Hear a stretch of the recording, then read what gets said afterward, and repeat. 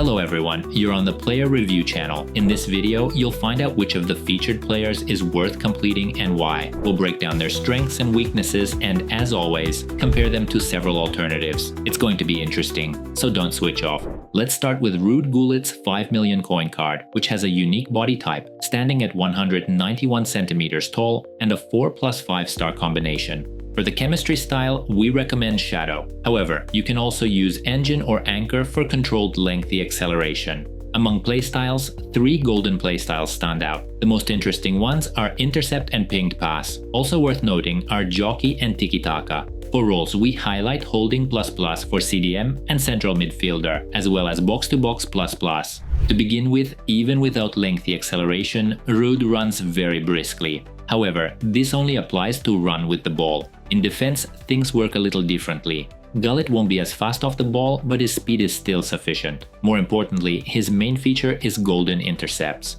In short, thanks to his long legs, jockey, and golden intercept, you should focus more on cutting passing lanes rather than direct tackles, positioning yourself to block passing trajectories while applying press with a second player. His interceptions are solid, almost on Vieira's level. But let's be clear, Vieira is still better at interceptions and is more AI assisted in this aspect. That said, Gullit is a reliable option as a CDM, so you can confidently use him in that role alongside Vieira. However, here's an interesting example where he lets a ball slip through his legs, meaning Gullit isn't flawless in interceptions. But let's blame the game for that. Even with golden intercepts, some balls still bounce away.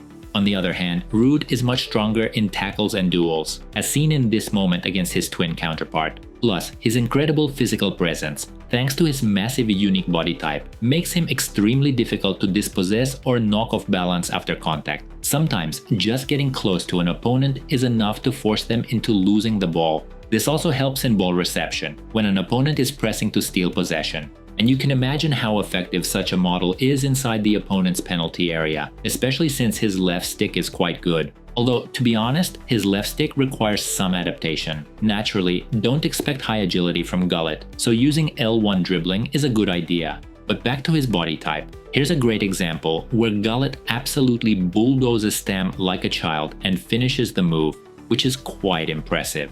We also recommend using stepovers when facing active pressing, as it makes Gullit almost immune to tackles from behind or shoulder challenges. A powerful frame like his shouldn't be wasted sitting deep. He needs to be regularly involved in attacks, considering his high pace, strength, and shot power. Speaking of shot power, let's not forget about long shots. For instance, check out this Trivela shot at speed. In general, using Gullit as a right central midfielder makes a lot of sense, especially for long-range strikes like this. And with his stats, he can score regular direct shots, even with his weak foot. Additionally, one of his best assets is his target man ability. For example, you can consistently play aerial passes to him, and he'll win most aerial duels, which is highly useful against compact defenses. Don't underestimate the target man role. Gullit can even be used as a cam in a shadow striker role, providing headed layoffs to teammates. Again, his height and golden aerial ability are highly effective not just in attack but also for defending corners. Now let's talk about passing. Honestly, incisive passes are still missing, so using through balls might not be ideal.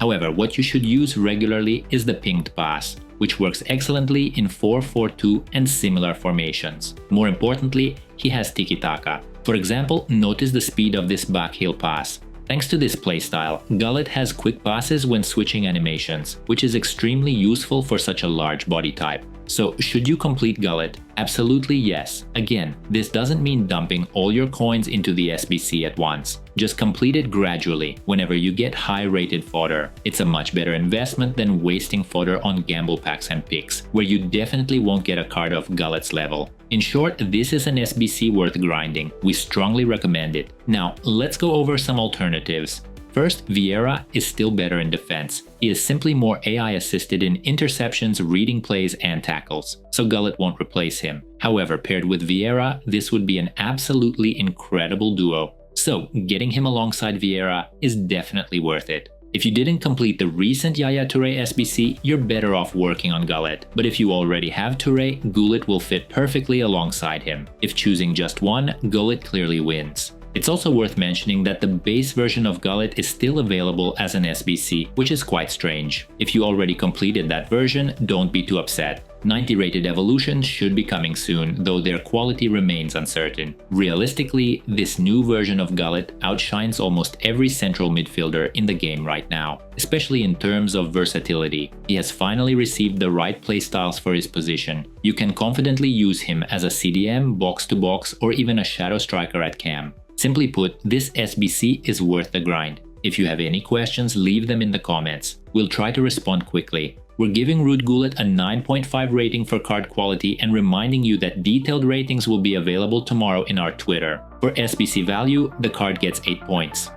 As you know, in EAFC 25, the rewards for the Weekend League are awesome, which means that the game has become much harder to play. Our boosters will help you to get the best rewards. Write in, because the number of spots is limited. And don't forget that we also sell coins at a cheap price. All links in the description. Now, it's time for the PSG representative, costing 1.2 million coins in SBC, who has truly flourished this year.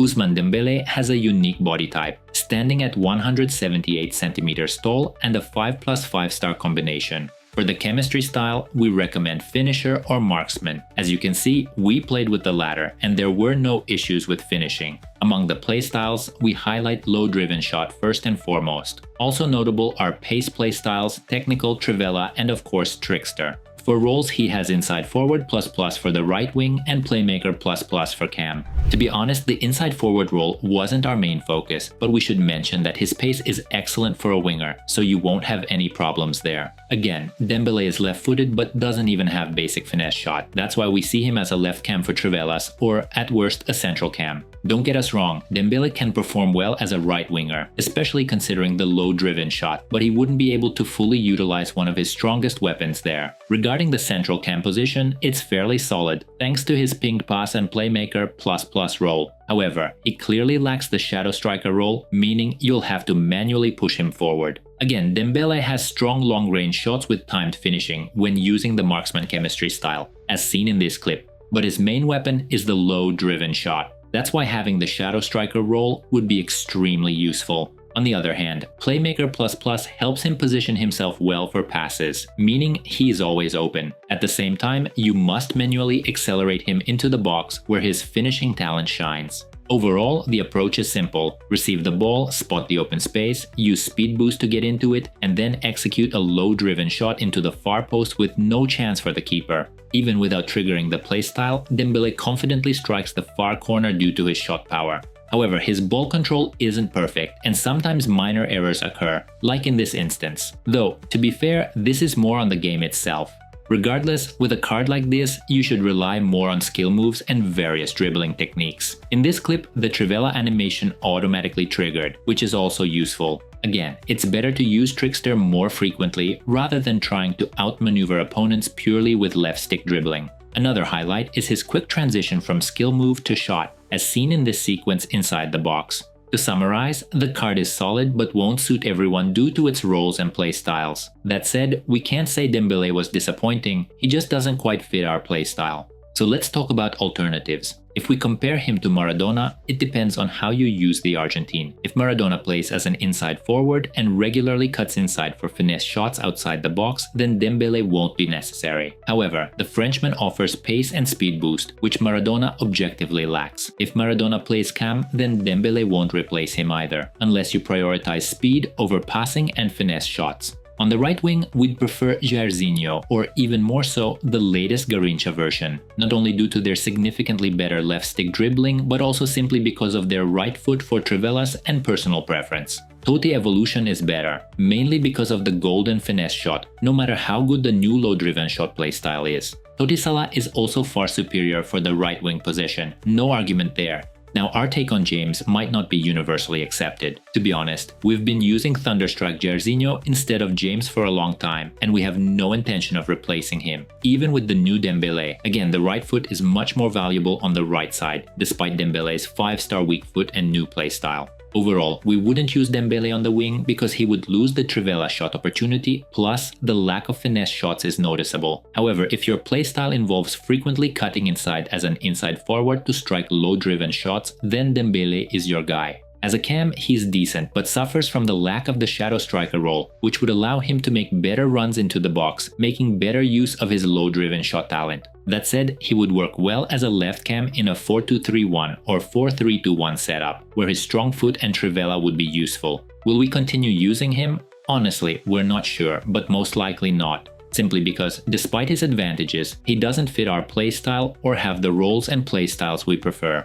If you have any questions, leave them in the comments. We'll try to respond quickly, and don't forget to subscribe so you don't miss interesting reviews. We're giving Ousmane Dembele an 8.9 rating for card quality and reminding you that detailed ratings will be available tomorrow in our Twitter. For SBC value, the card gets 8 points. Thanks for watching until the end, and see you in the next videos.